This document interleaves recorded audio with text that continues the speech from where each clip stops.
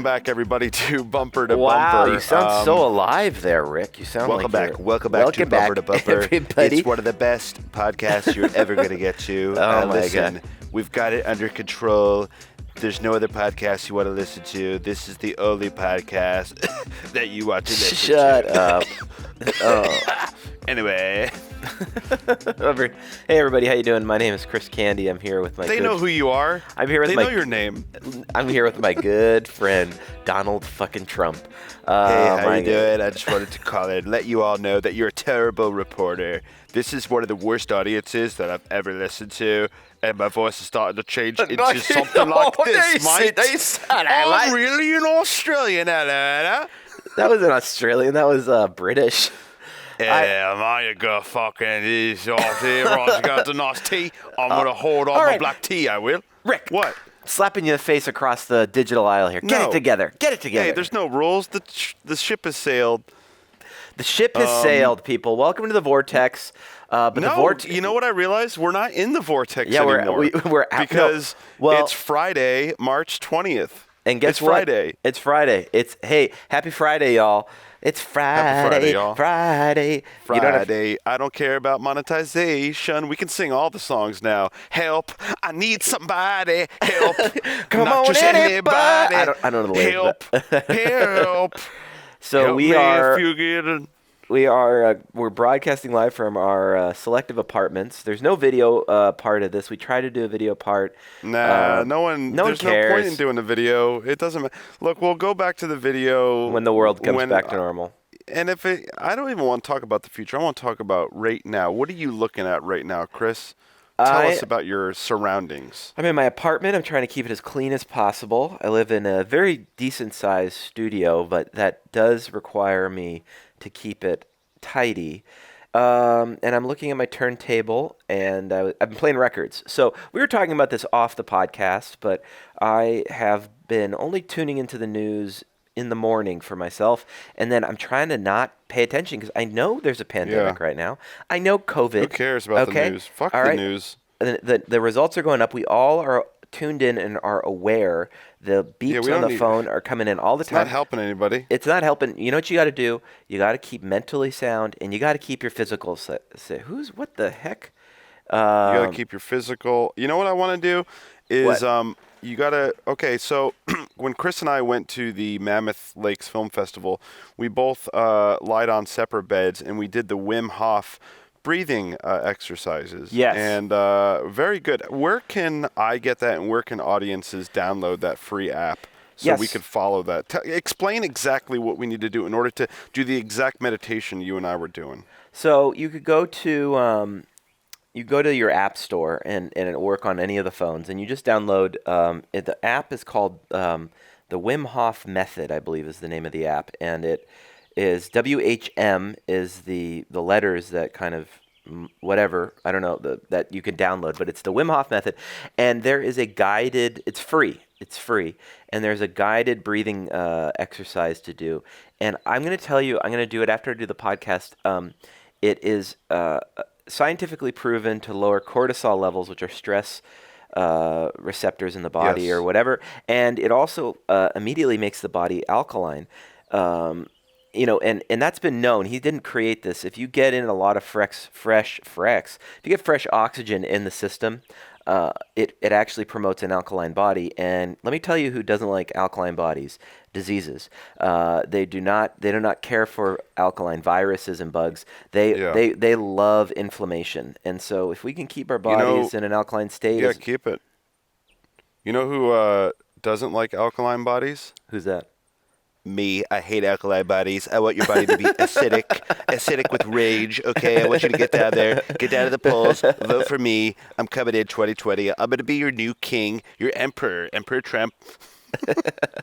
I'm going to do it. I'm going to start to do it on the daily because, this is a respiratory disease, so I think anything we can do to prepare our lungs and get ready for that sweet wave that's coming to a lot of us. I mean, those are the statistics right now, but we don't want to talk about statistics.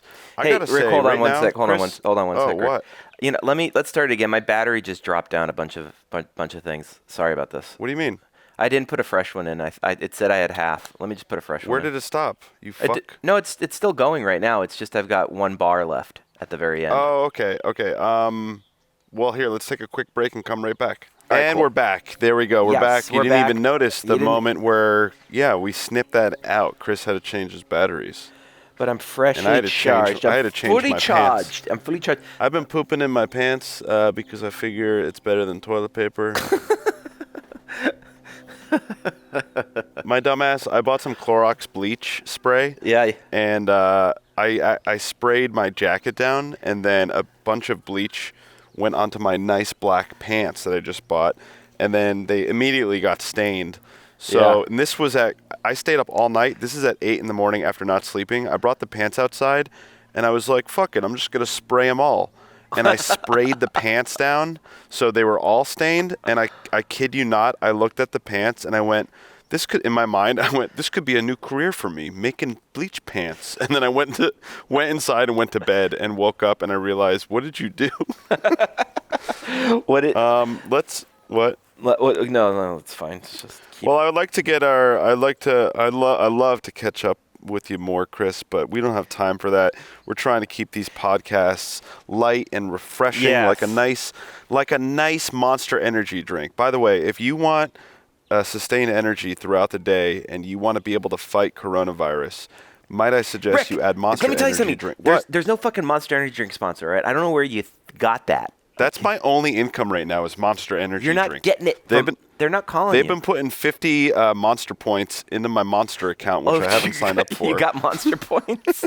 Oh, Yeah, you get excuse me. Monster points. Excuse They put me. it in your Monster account. And I didn't know if you know, but the dollar bill is about to crash, and we're all going to be on the Monster system. Monster Energy presents United States of America. I got Red Bull Bucks. That's what I'm on. Red Bull Bucks. Well, I heard Red Bull Bucks are going to get absorbed with the Monster points. No. But anyway, Red Bull Bucks are going to they're going to just destroy Monster dollars. Chris, you can take those Red Bull points and shove them up your ass. Okay, I'm trying to segue. We've got someone very fun right now. I'm shutting down. My brain is shutting down. We know John Wesselcouch. Yes. He was the first guest. John's wife, Sarah Lindsay, is a great producer, actress, mom. She does a bunch of shit. And her father is a man by the name of Charles Flexner. Charles he's a professor at Johns Hopkins School of Medicine. And she offered to get him on. He is going to give us some sobering advice and kind of his point of view of what's going on with this whole coronavirus. Hopefully he will be able to calm some of the fears. There's a lot of disinformation going on around right now. It seems like every single person that I know has a new brother I never even heard of that works for the DOJ, the Pentagon, the White House, the CDC. Everybody's like, yo, bro, I talked to the CDC. I called them up, and they said we're all going to turn into little bats real soon. So, I mean, everyone's got a different viewpoint. This guy actually knows what he's talking about. He studies science. He knows about infectious diseases, and he's waiting for us. So I want to get him on. We're going to have two guests today, my guest and your guest, and we're going to give him a little bit of time to kind of talk about what's going on. Chris, I need you to shut your little mouth because he's not going to be able to hear you, but you can feel free to feel free to do your little laughter and your little I'm going to call him in right now, and we're going to see what he has to say. Rick, you're a fucking garbage, man. Charles? Hello? Hey. Hey, Rick. Hey, how are you doing, Charles? Chris is on the other line. You're not going to be able to hear him, but he will be able to hear you. We're in the podcast world right now, and we've already kind of got caught up. But just wanted to thank you, so much for taking the time out of your day and talking with us here. I'm just gonna let you kind of take it away, and we'll kind of guide this brief interview as we move along. But maybe you can tell our audiences. I gave them a brief rundown of who you are, but maybe you can tell everyone what you do and what your background is, and just let us know. I'm a professor at Johns Hopkins University in Baltimore, Maryland, in the divisions of infectious diseases and a field called clinical pharmacology, which is really development of new drugs in people. And my major career focus is developing drugs for infectious diseases, especially HIV, AIDS, but also I've done some work in tuberculosis and viral hepatitis, Hep C and Hep B. But I do know a lot about viruses and how to develop drugs for them because that's what I've been doing for more than 30 years. Right. And how would you, with what information we have now, how does this coronavirus differ from the typical flu or other corona type viruses that have existed in the past? Coronaviruses, Rick, are actually quite common in people. There's a good chance that every living adult has had at least one coronavirus infection, probably several, because coronaviruses account for anywhere from 15 to 25% of cases of what we would characterize as the common cold. So they normally cause, sneezing and coughing and perhaps a mild fever, and it runs its course over 10 to 14 days, and then you get better, but it doesn't threaten your life. Recently, we've had 3 coronaviruses that have jumped out of animals and infected humans and have caused severe, life-threatening, and even fatal disease. So the first of these was the so-called SARS coronavirus, a severe acute respiratory syndrome virus that was mainly in Asia, and that was in 2002 and 2003. And then more recently, we've had the Middle East respiratory syndrome virus, the MERS virus. That was just a few years ago. And today we have the COVID-19 epidemic, which everyone is now familiar with. The COVID-19 virus is very similar to the virus that caused SARS in the early 2000s, although the SARS virus had a very high mortality rate, up to 30%, while this current coronavirus appears to have a mortality rate that varies, probably is in the 2 to 3% range, although there have been reports that the mortality in Korea is as low as 0.9%, and in Italy, it's perhaps over 7%. So it may depend upon the part of the world where the virus is circulating and the types of people who are being infected by it and how they're being treated. So this is very different from influenza. So influenza, as you know, circulates every year.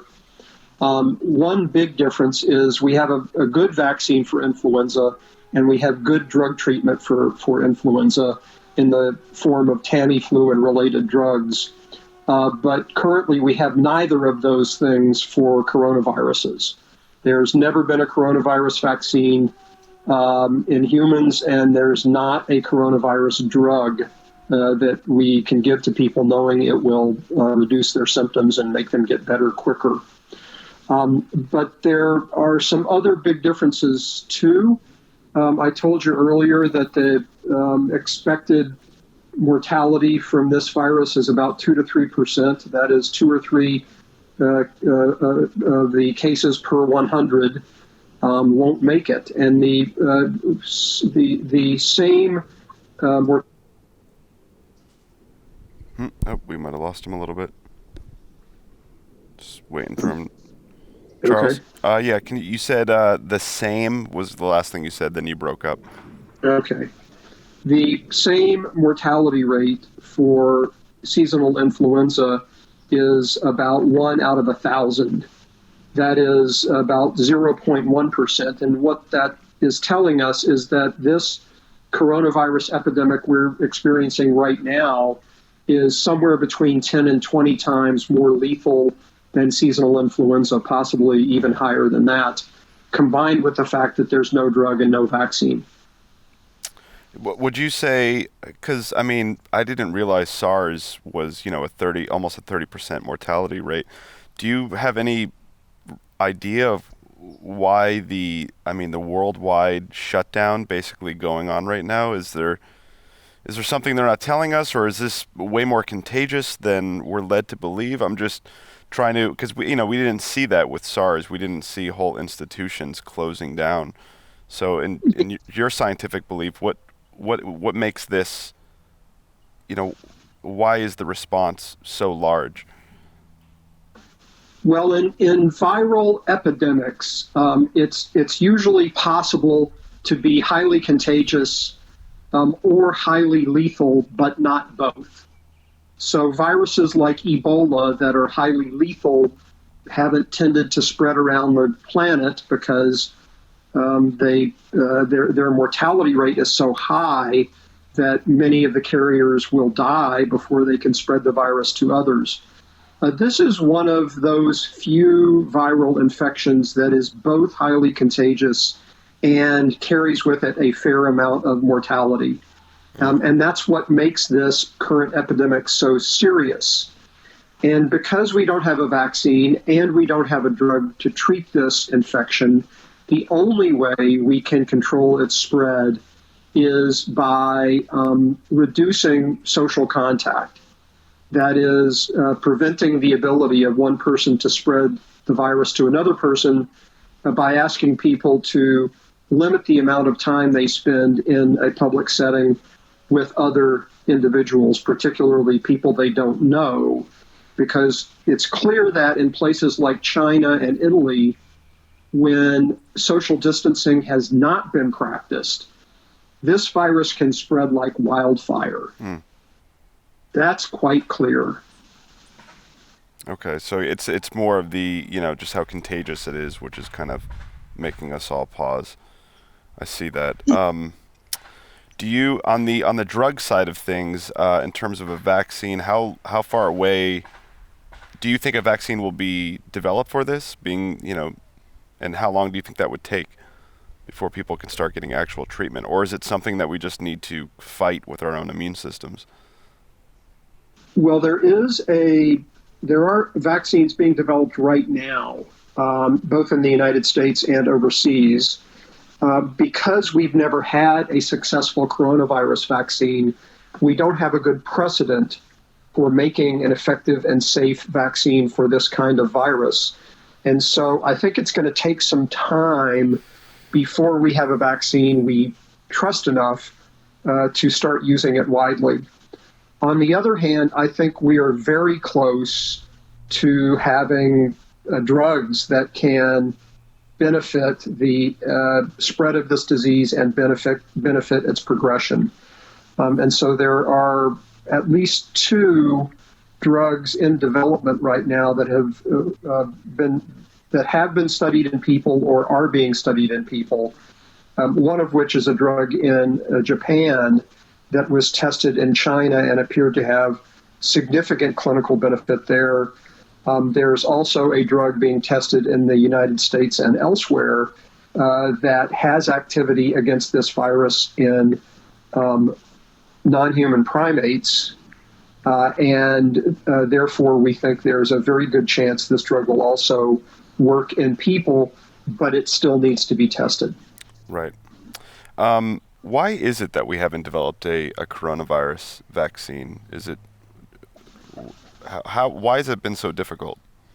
The main reason we don't have a coronavirus vaccine, Rick, is that we never really had the reason to have one. Mm-hmm. Because coronaviruses, for the most part, cause such mild disease, or in the case of the previous lethal coronaviruses. Lost him again, Chris. Okay. Okay, you said lethal viruses. That was the last thing you said. Okay.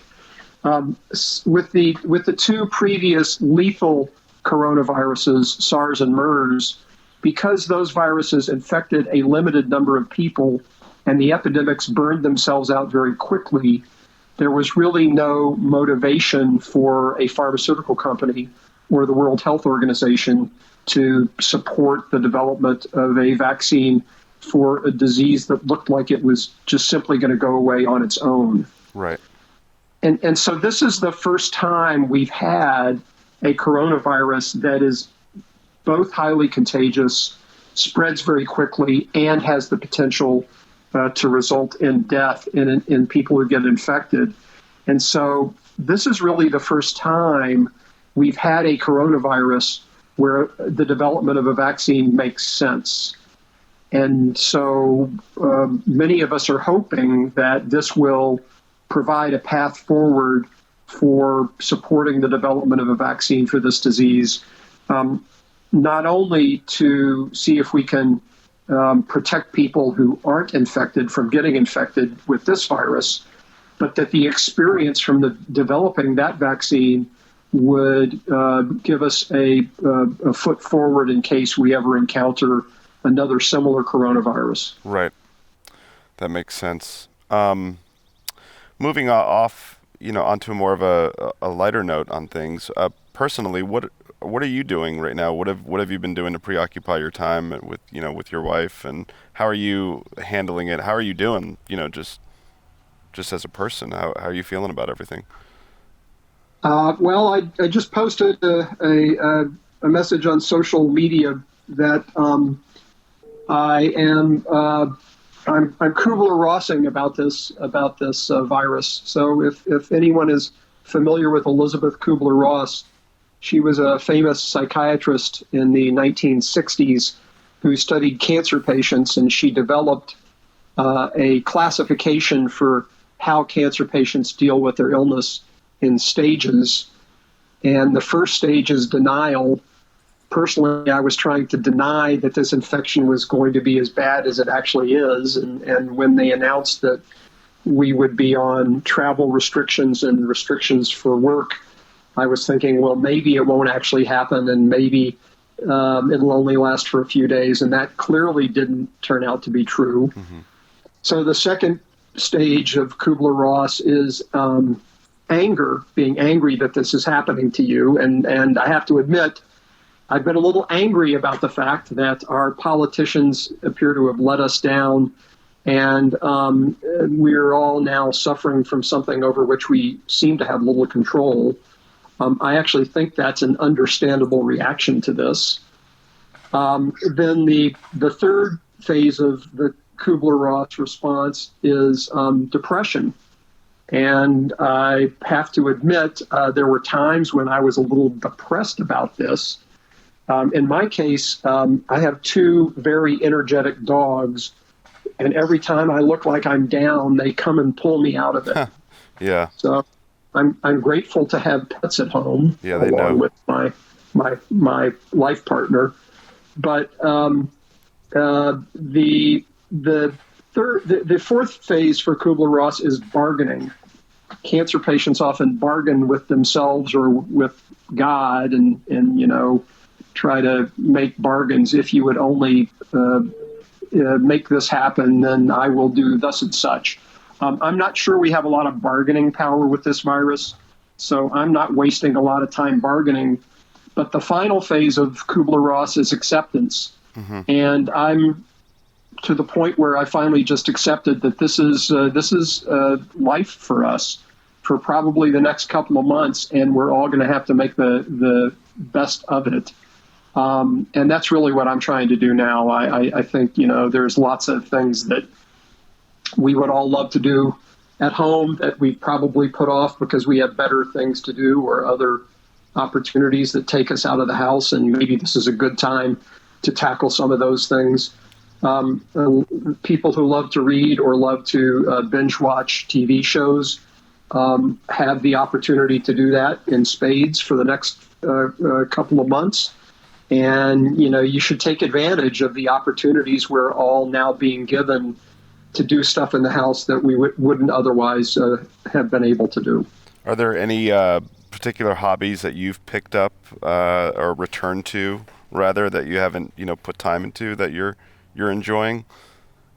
Well, I'm still quite actively involved in helping my university's response to this virus, and also helping the National Institutes of Health, the NIH, out with their response. So I confess I've been consumed by email traffic related to this virus, and I'm hoping that will die down to the point where I can start doing a lot of the things I would like to do that I've not been able to do.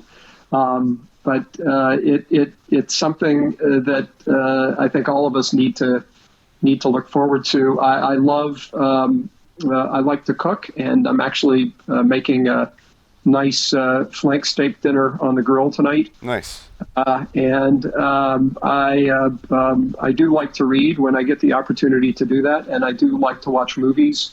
And this hopefully will provide me the opportunity to catch up on some of those things I haven't been able to do. I think it's important, for us to kind of slow down and accept it. I think acceptance is the big key rather than fighting it. You don't want to elevate your stress any more than it has to. Some final words. Do you have any imparting wisdom or words you can say to anyone out there that might be feeling anxious or worried, thinking that this is the end of the world and, doom and gloom? Anything that you can leave with them to kind of a sober reassurance? And if not, that's okay too. I think my most important message would be, don't view this as an affliction. View this as an opportunity. If you get sick, we'll take care of you. We have the best healthcare system in the world here. And if you do get sick, we will make sure that you're taken care of, and that your chances of developing anything serious from this virus will be minimized. But if you don't get sick, and that's going to be most of us, take advantage of this opportunity to do some things that you might not otherwise be able to do. See if you can volunteer for a food delivery service, for example, or just to Skype chat with people who are shut in and can't get out on their own and don't have much of a social network. See what you can do to help the people around you. I think there will be a lot of opportunities for that kind of activity, and I would encourage everybody to take advantage of that and turn something that looks like it's bad into something that's good. I love that, Charles. That's the exact thing that I was hoping you would say, and you said it. Well, thank you for having me on the. Thank you for having me on the show and giving me the opportunity to talk to you and to Chris. Man, we really appreciate it, and it's nice to have someone that has the facts behind them, science behind them. Chris and I are a couple of numbskulls over here, so it's good to get your words, and I hope you're safe, and I hope you can, get through this as we all are. So I really appreciate it, Charles, and I hope to see you soon sometime. Whenever you too, that is. And we will get through this, and we will see each other soon, and I'm hoping it will only be a couple of months. It's conceivable it could be longer than that, but based on everything I know about this virus and what's happened to the epidemic in Korea and in Japan and in China, I think a couple of months is probably a good estimate for how long this is going to take to run its course, and then we'll all be back to normal before we realize it. Yeah. Well, it's great to know. Well, thank you, Charles. Enjoy the rest of your evening. I know you're 3 hours ahead of us, and talk to you soon. Take care, Rick and Chris, and enjoy the rest of your evening, and keep up the good work. Thanks, buddy. Thank you. Yeah, bye-bye. Bye-bye. Oh, that was very good. That was interesting. Very interesting stuff. Charles is great. You kind of. He was like the professional. What? That kind of reminded me of the Chris Farley video when he interviews Paul McCartney, and you're Chris Farley, and you're like, so what happens when I? I'm like completely, all my fart jokes and conspiracy theories are thrown to the wind. Well, I'm glad we had him on because I think our audience will appreciate someone Yes. that knows what they're talking about, and someone that's connected to us. Yeah, it's I like what he said. I love everything about that. Take a bad, turn it into a good. Yeah, I loved it. You Well, know. let's call up our next guests. Tell us about 'em. We're gonna go to the Great White North, up into Canada. Ooh. We're gonna interview Tom and Rita Davidson. They're basically family. They are family to me. They introduced my mom and dad to each other back in the 70s, and they have a cottage and they live on Skeleton Lake up in Muskoka. So we are going as remote as possible. And they're very knowledgeable on the social lifestyle. So let's get them on. We're calling Get 'em up in. now. We're calling them up. Calling them up. Oh, here we go. All right, we're ringing up. All right, here we go. Took them a while to get them set up on this thing. So just give us a second. And they're Yeah. I'm giving you a second. hello. Hello. Oh, hi Rita. How are you? Hey. I'm fine. I'm just going to turn Hey, the Rita. sound up. Yeah, turn the sound up. Now I know there's a bit of delay, so. I can hear you now. Oh, good. So it's Rick and I. You can't hear Rick, but he says hello. Hello. Hi, Rick. So Hey. so we just had on the show a professor. He was a doctor at Johns Hopkins University, so he's giving us some very good, sobering information about the American healthcare system and how we're handling this thing. But now that we're up north, how's everything going up in Muskoka? Well, I have my nighttime pajamas on now. I've taken off my daytime pajamas for this call. Oh, and she also has a glass of wine. Oh, and I do. For medicinal purposes, to help wash the germs into my stomach, if there are any. That's good. So what's the scene in Muskoka? Now there aren't many people on Skeleton Lake normally. I've been up there, and it's very easy to keep social distance from people. So is life? What's life like up there these days? Well, today I did a big hike. I went across the frozen lake and looked at dock and reported back to the dock owner. So that was my big adventure today. So there's about 6 inches of ice. It was a warm night last night. The igloo started to melt a bit, but we're going to be okay. Yes, you're still living in the igloo, I see. Yes, I saw a moose. I tried to shoot it, but it got away. But I hope to get it tomorrow. I'll do some ice fishing tomorrow. Oh, good. So, so what is it? Is it? Yeah. Everyone's checking in on their neighbors. And for instance, Christopher, our neighbor next door, just announced his larder is empty and he's going to town. And do we need anything? And he hit all 6 neighbors around here. So he's going to pick up whatever we need and bring it back. Oh, Love that. that's perfect. That's great. So you guys are all in Love it. in like a shelter in place kind of thing, like that we're doing down in LA, right? Yeah, absolutely. And let all your friends in LA know that Muskoka Lake, where all the movie stars hang out in the summertime, it's doing very well. The water levels are all under control, and their boathouses and docks are safe. Right. That's great. That's great. It's a breath of fresh air to hear that perspective, because I don't know, we're all going through it right now, and it's nice to to paint a picture for everyone listening.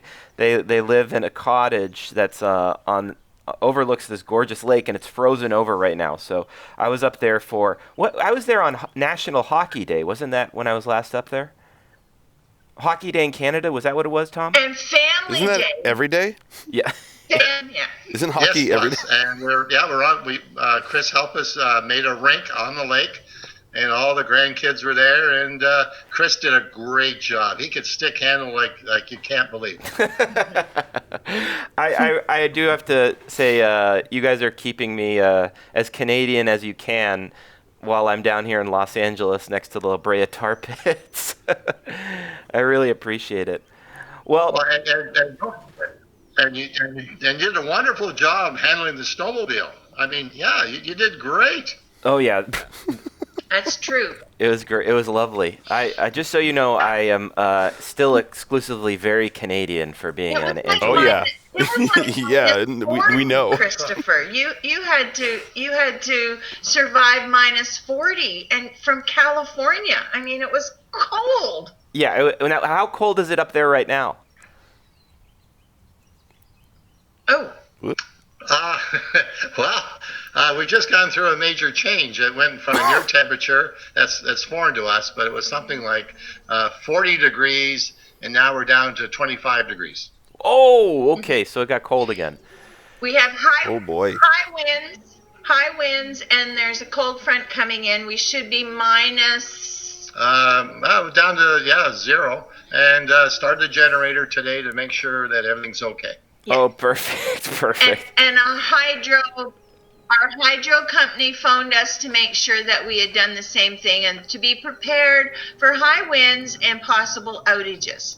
Okay, all right. So you, Us Canadians stick together. yes. Chris, the wine's kicking in. Oh, Oh, okay. The wine's kicking in. Okay. Well, I'll leave you guys there at that. I just wanted to check in and see how everyone's doing up there. You're adding a much needed Canadian perspective to this show, which I have barely been able to get through with my Yankee co-host Rick Darge over here. Oh yeah. Christopher, Yeah? did you have the same run on toilet paper as we had up here? Yeah, everyone was buying toilet paper like Yeah. crazy down here. So dumb. So stupid. Well, what is that all about? I don't. I know. What I know what it's What about. did the doctor say about that? Yeah, the doctor didn't have anything to say about toilet paper. He just said that we should get ready to be doing this for a couple months. We should call him back. Yeah. Why? No toilet paper? We do get more of your news than we do of our news, so Yeah. we're certainly on top of everything that's going on in California, and you guys are doing a great job. Well, thank you so much. Yeah, we're on. Thank you guys. Yeah. Well, we're gonna let you go. We're gonna wrap this podcast up, but I'll call you guys on some other time where we're not on a podcast. But thanks for being a part of the show. Yeah, thank you. Thanks, Thank Chris.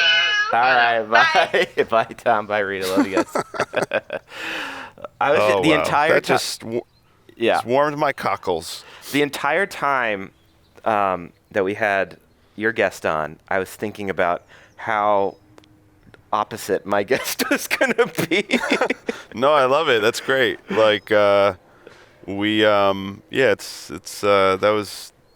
they're the most Canadian couple I've ever heard in my life. Tune in on Monday for our last regularly scheduled Show. Monday podcast. Yeah. With Canadian Cole Walliser. Oh yeah, we're going And Canadian. You get to hear Chris throw a little bit of spice towards the Canadians, huh, Chris? No, I didn't forget about that. No, we talked about how actually Cole brought up a good point. He said Canadians there's a theory that the reason why they're so perceived as being so kind is because of the word A, because A invites you in. Yes. It brings you into, we'll allow people to discover that on their own when they hear it Monday. I love Cole, but that episode seems so irrelevant now with what's been going on. And Yeah, I know. It's anyway. well, we yeah. changed to this groove, and we're going to be doing it, and for the time being. You know what? I like this groove, Chris. We don't have to waste fuel. We don't have to have a GoPro recording us all the time. And even though you just bought a brand new GoPro. I did. You have no idea, people. I was like ready to hunker down and do this podcast and videotape each other, because I didn't want to get out in the car and drive around because I felt like it was not a good Yeah. idea. And this is It's smart. It's smarter. We're all going to be hunkering down, but go out solo, walk around, run around, download the Wim Hof app if you need to get some good, much needed stress relief, and take care of yourselves and reach out to us. Take care of yourself, and reach out to us and go ahead. I'm so sorry. Oh, it's okay, Rick. If you need a chat, A lot of people have been reaching out. By a lot, I mean 4. But we love if you need to hear anything or want us to tell you a joke, I'll send you. We'll tell you a joke. We'll tell you a joke. Stay off of media. Yeah. Limit your time every day to when you're going to consume the news. Don't be doing it all day. Don't be going on Facebook reading comments. Don't go on a conspiracy message boards, Rick. Stay off of that shit.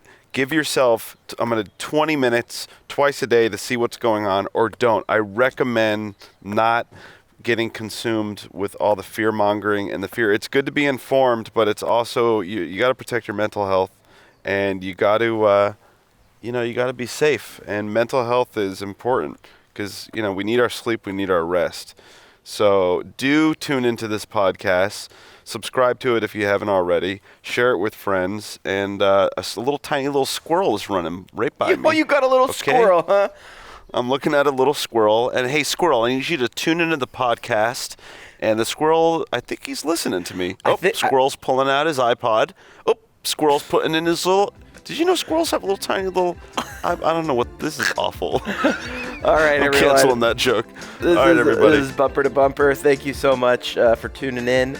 Bumper to Bumper Fully Parked. That's the name of these shows. Oh, I love that. Fully parked. Fully Parked. Bumper to Bumper Fully Parked. Fully Parked is great. Yeah. Fully Parked. Fully Parked. Fully Parked. We'll be back. We're going to try and do them every other day or so. And that is... Yeah, every other day, every 2 days. We do have our regular one coming on Monday. We're going to try to maybe do one on Sunday. No rules. There's no rules in this new reality. You want to wake up and eat chocolate cake and drink a whole 6-pack of beer? You can do it. Now's the time. All right, guys. everyone. Have a good one. Take care. Thank you. Bye. Bye.